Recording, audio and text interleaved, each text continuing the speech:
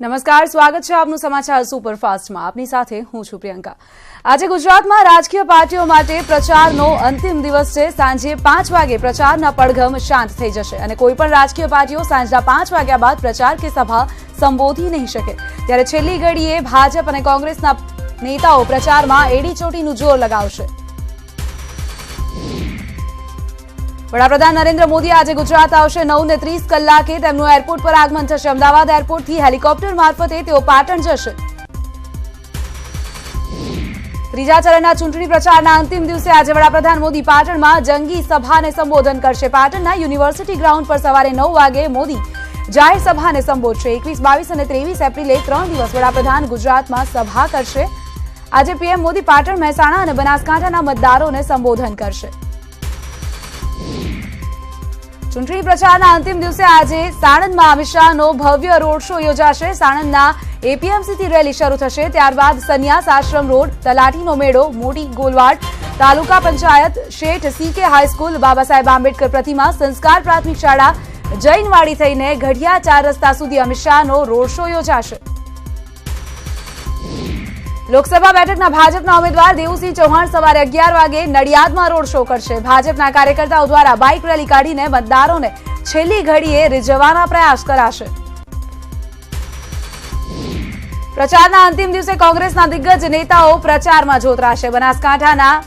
બનાસકાંઠામાં રાજસ્થાનના સીએમ અશોક ગેહલોત, ગુજરાતના પ્રભારી રાજીવ સાતવ, પ્રદેશ પ્રમુખ અમિત ચાવડા સહિતના નેતાઓ સભા ગજવશે. સવારે 11 વાગે ડીસાના રિસાલા મહાદેવ મંદિર પાસે જાહેર સભા યોજાશે.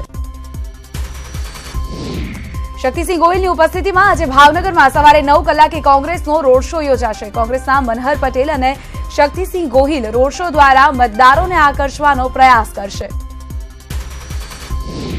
પ્રચારના અંતિમ દિવસે મતદારોને આકર્ષવા માટે કોંગ્રેસે અભિનેત્રી અમીષા પટેલને મેદાને ઉતારી છે. વડોદરામાં સવારે 10:30 થી 12:30 સુધી અમીષા રોડ શો કરશે. તો ભરૂચના ટંકારિયામાં પણ અમીષા પટેલ બપોરે 2 વાગે એક રોડ શો કરશે.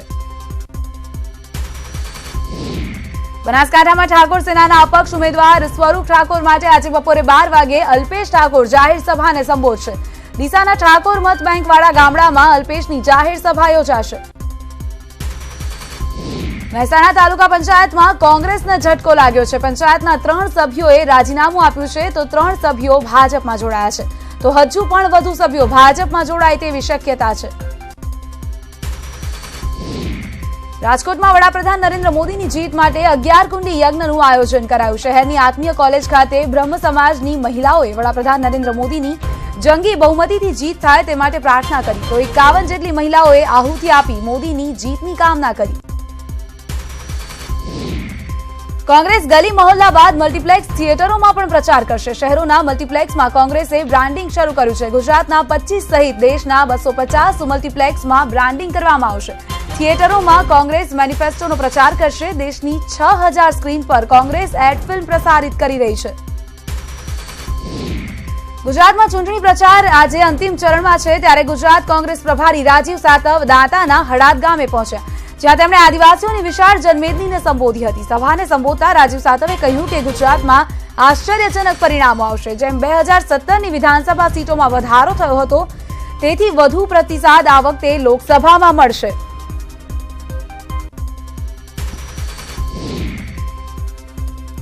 તો ભાજપ પ્રદેશ પ્રમુખ જીતુ વાઘાણીએ અમરેલી લોકસભાના મત વિસ્તાર મહુવાની મુલાકાત લીધી હતી. વાઘાણીએ ભાજપના કાર્યકર્તાઓ અને સ્થાનિક ધારાસભ્યો સાથે બેઠક યોજી અને ક્યાંય કચાશ ન રહી જાય તે માટે કાર્યકરોને માર્ગદર્શન પૂરું પાડ્યું. આપને જણાવી દઈએ કે મહુવા ગારિયાધાર ભાજપનો ગઢ છે. કચ્છમાં રાપર વિસ્તારમાં કોળી મતદારોને આકર્ષવા માટે ભાજપના કેન્દ્રીય મંત્રી કુંવરજી બાવળિયાએ પણ સભા કરી. રાપર વિધાનસભા કોંગ્રેસ પાસે છે અને અહીં પાટીદાર અને કોળી મતદારોની વિશેષ સંખ્યા છે. ત્યારે પાટીદાર મતદારોને આકર્ષવા માટે ભાજપ કોંગ્રેસ પોતાના સ્ટાર પ્રચારકોને મેદાને ઉતાર્યા હતા. લોકસભા ચૂંટણી પ્રચાર માટે તમામ પક્ષો સ્ટાર પ્રચારકોનો સહારો લઈ રહ્યા છે. ત્યારે ફિલ્મ અભિનેત્રી પ્રાંજલ ભટ્ટે પાટણ લોકસભાના ભાજપના ઉમેદવાર ભરતસિંહ ડાભી માટે પ્રચાર કર્યા હતા. ભરતસિંહ ડાભીએ પાટણમાં વિશાળ રેલીનું આયોજન કર્યું, જેમાં મોટી સંખ્યામાં ભાજપના કાર્યકર્તાઓ અને ઉમેદવારો જોડાયા હતા.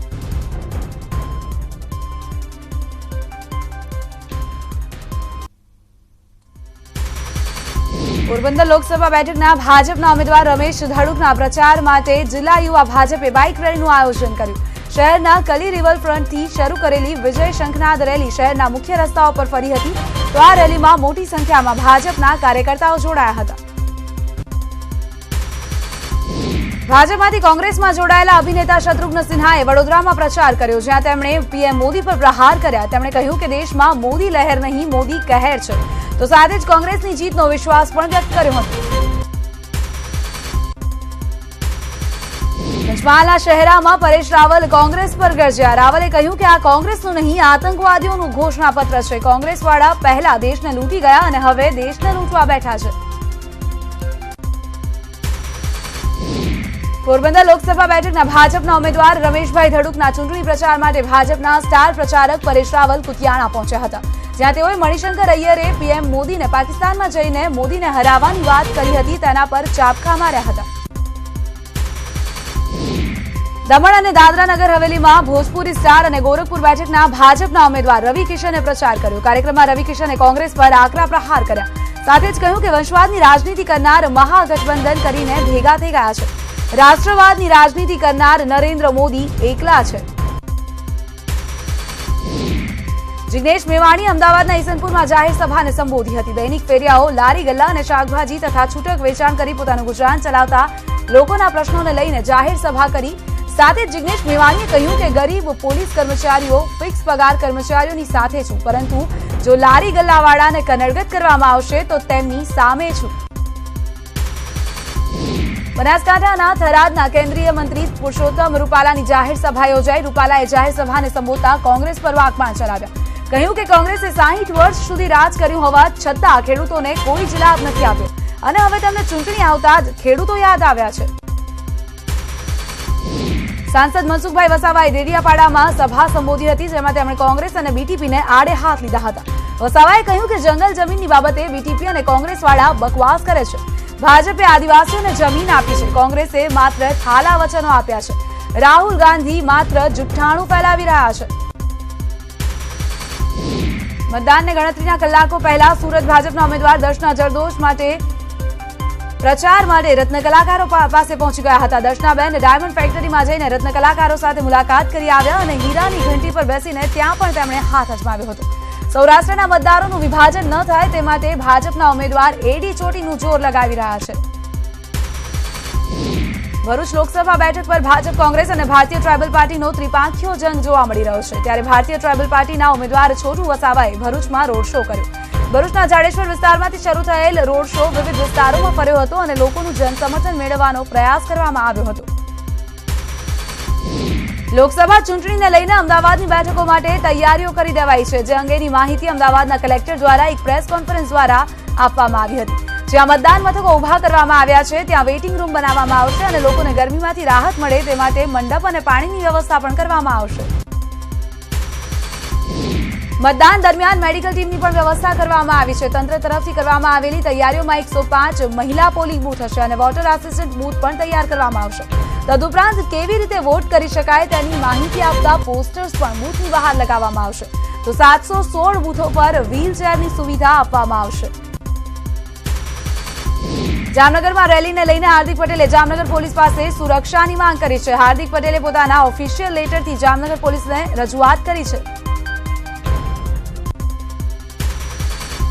નિખિલ સવાણીએ હાર્દિક પટેલની સુરક્ષા અંગે પ્રતિક્રિયા આપતા જણાવ્યું છે કે હાર્દિક પટેલની સભામાં ભાજપના ઇશારે હુમલાઓ થઈ રહ્યા છે. હત્યાનો આરોપી હાર્દિકની સભામાં વેરવિખેર કરવા આવ્યો હોવાનું જણાવીને સવાણીએ કહ્યું કે હાર્દિકની હત્યાની શંકાને લીધે અમે સુરક્ષા માંગી રહ્યા છીએ. અમદાવાદમાં નિકોલમાં હાર્દિકની સભા દરમિયાન છૂટા હાથની મારામારી થઈ હતી. ચાલુ સભાએ અલ્પેશ કથિરિયાના સમર્થકો અલ્પેશના પોસ્ટર સાથે સભામાં નારા લગાવતા ધસી આવ્યા હતા. હાર્દિકના સમર્થકોએ તેને રોકવાનો પ્રયાસ કર્યો, જેમાં બંને જૂથ વચ્ચે તકરાર થઈ હતી અને તકરાર મારામારીમાં પરિણમી હતી. હાર્દિક મંચ પરથી તમામ માથાકૂટ નિહાળી રહ્યો હતો અને તેણે વિરોધ કરવા આવેલા લોકોને વિરોધ કરવા દેવાની ભલામણ કરી હતી. પરંતુ હાર્દિકના સમર્થકોએ હાર્દિકની વાત ન માનતા અલ્પેશના સમર્થકો પર તેઓ તૂટી પડ્યા હતા અને તેમના હાથમાંથી પોસ્ટર્સ છીનવી લઈને તેમને ફેંકી દીધા હતા. હાર્દિકના સમર્થકોએ અલ્પેશના સમર્થકોને ગળદાપાટુથી માર માર્યો હતો. ત્યારે આ મારામારીમાં અનેક લોકોને ગંભીર ઈજા આવી હતી. તો કેટલાક લોકોએ એકબીજા પર ખુરશીઓ ફેંકી હતી, ત્યારે પોલીસે સમર્થકોને દૂર કરવા હળવો લાઠીચાર્જ કરવાની ફરજ પડી હતી.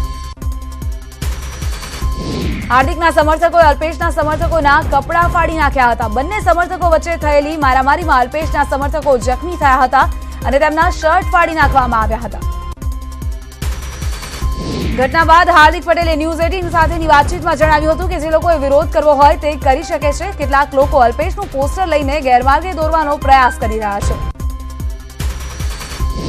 તો અમદાવાદ પૂર્વના કોંગ્રેસના ઉમેદવાર ગીતા પટેલે કહ્યું છે કે કોંગ્રેસ આવા વિરોધથી પાછું નહીં પડે અને ભાજપના મળતિયાઓ એક મહિલાને જરા પણ કમજોર ન સમજે. તમારી તાકાત હોય તેટલા વિરોધ કરી લો, હું ડરવાની નથી.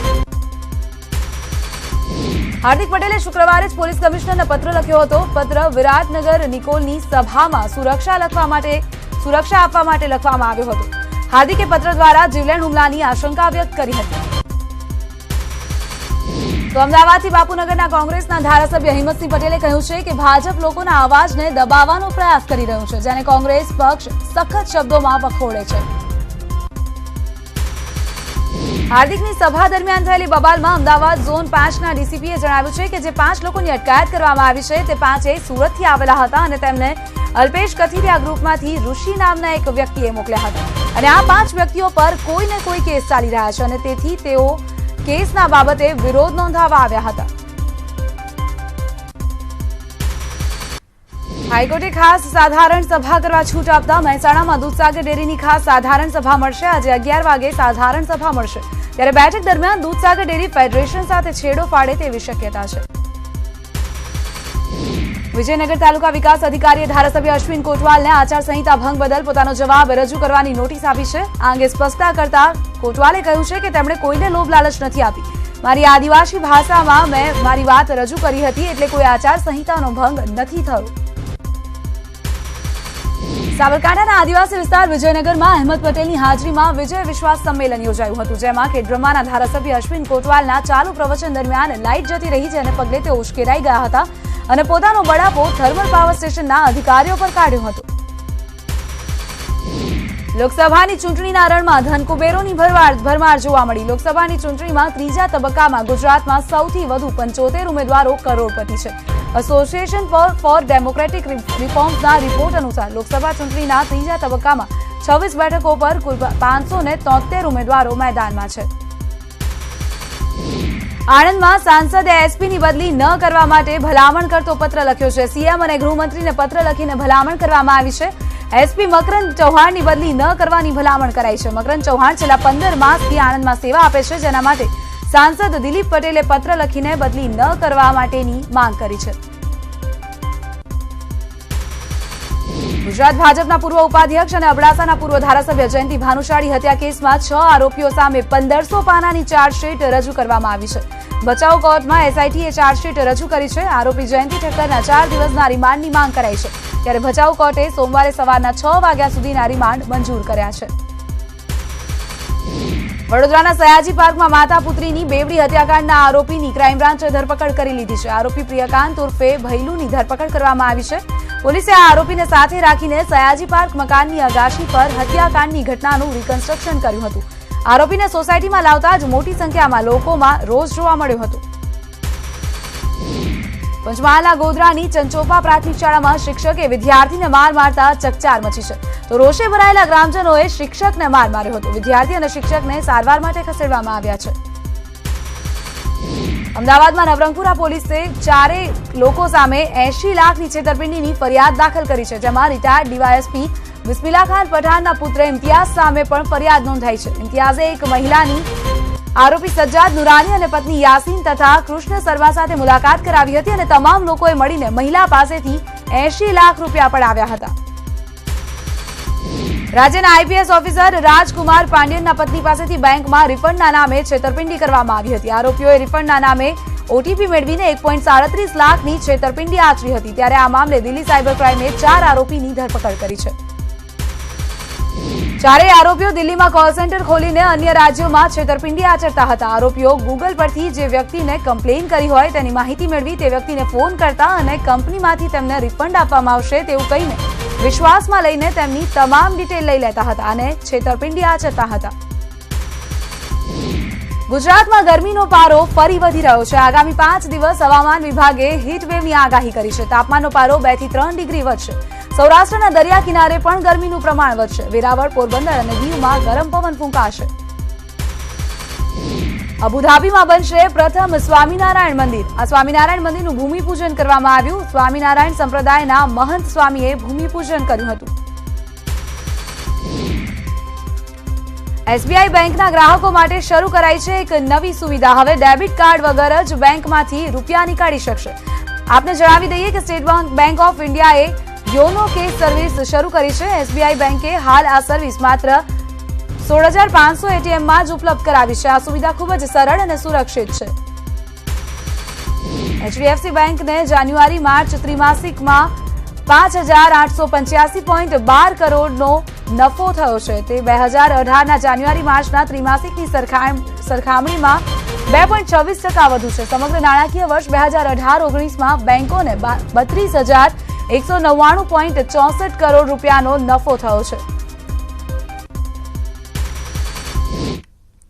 બુલેટિનમાં અત્યારે બસ આટલું જ. પરંતુ આપને જણાવી દઈએ કે 23 તારીખે ગુજરાત મતદાન કરશે.